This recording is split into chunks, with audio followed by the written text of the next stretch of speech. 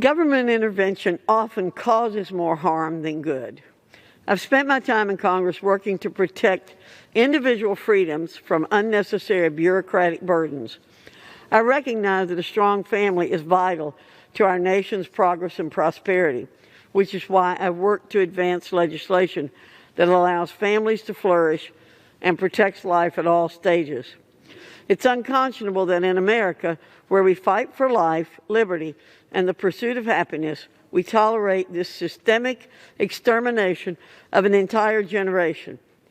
The right to life demands that we protect our nation's most vulnerable, including the unborn.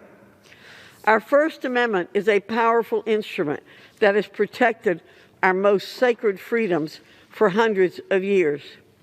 Few other countries provide the same protections and freedoms that our First Amendment guarantees. We are the land of the free because of it.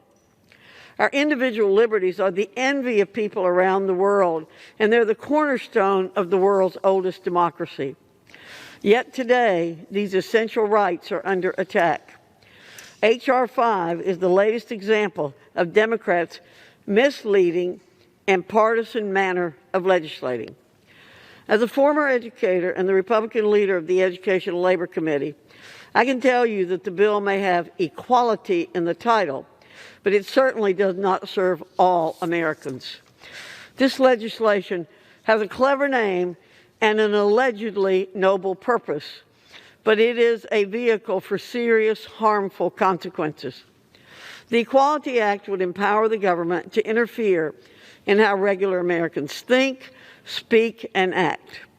Specifically, it would amend the Civil Rights Act of 1964 to make sexual orientation and gender identity protected classes. According to the National Review, this extreme legislation, quote, redefines sex to include gender identity, undermines religious freedom, gives males who identify as females the right to women's spaces, and sets a dangerous political precedent for the medicalization of gender-confused youth, end quote. Under H.R. 5, our nation's K-12 schools would be forced to treat gender as being fluid, subjective, and not tied to biological reality. The bill would undermine Title IX protections for girls by outlining sex-based athletic competitions.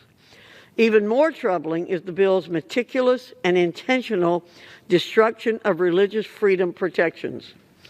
Religiously affiliated colleges and universities that maintain student codes of conduct, hiring practices, or housing rules reflecting sincerely held beliefs about marriage and sexuality risk losing federal funding under the Equality Act, as such policies would be deemed discriminatory.